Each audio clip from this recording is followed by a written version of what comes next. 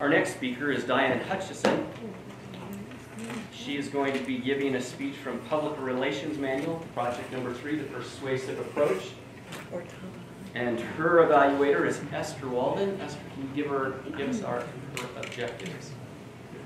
Direct a persuasive appeal to the audience's self-interest using a combination of fact and emotion in a speech delivered in such a manner that it appears extemporaneous. Persuade the audience to adopt your viewpoint by the use of standard persuasive techniques. Time is 8 to 10 minutes. 8 to 10? Okay. When Diana saw Marie Kondo's book, The Life-Changing Magic of Tidying Up, she was intrigued. Anyone who has kids knows that that's probably an issue for any room. She was intrigued, but she wanted to know more about this tidiness and magic, so she wanted to include that in her life. Her speech title is How About Some Life-Changing Magic. Please help me welcome Diana Hutchinson.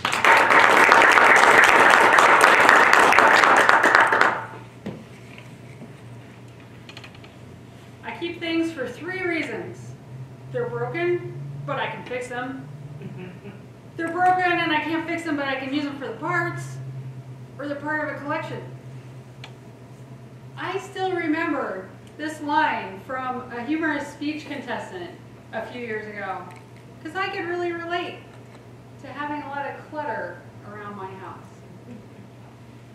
How about you? Do you have a spot in your house where you might be embarrassed if a guest would peek in? Maybe it's your garage. Maybe it's your whole house. Today I'm going to share with you some of the ideas from Marie Kondo's book.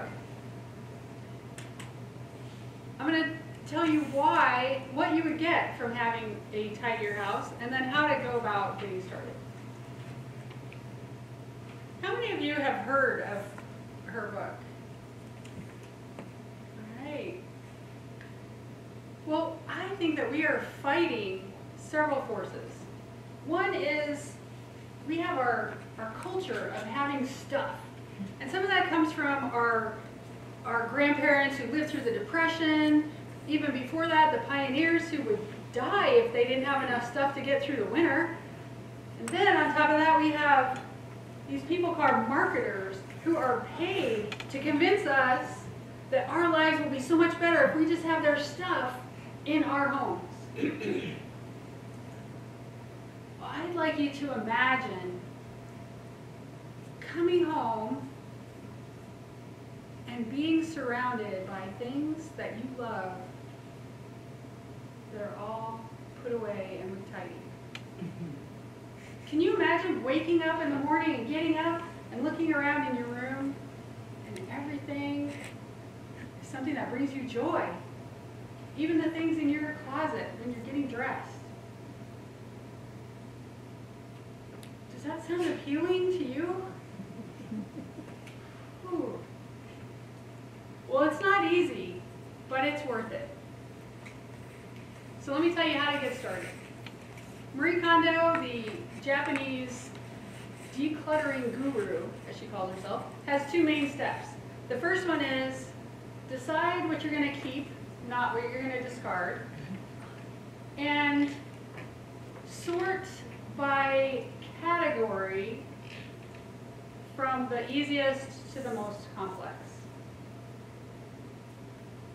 She says start with clothes first, and then go to your books, and then to papers, then miscellaneous things, and finally end up with your mementos, because those are the hardest. And as you go through this process of starting with your clothing and ending with your mementos, you will develop your skill of understanding what brings you joy. So that's how you're going to decide what to keep. It's the thing that brings you joy. I decided, okay, I'm ready for this. I want my house to be tidy. I want to get rid of all this extra clutter. So I put my clothes onto the bed and I put it off because I was afraid. My wonderful husband told me, if you give away all your clothes, you can buy some more. Isn't he wonderful? Okay, so I went in. I was also worried because I thought, I'm not really a touchy-feely person. Am I going to feel joy? I don't know. Well, there were some things when I lifted them up, I could tell, this does not bring me joy. It is time to give this away. And one of the other things I love about Marie Kondo is she says, when you're ready to discard that item, thank it for its service.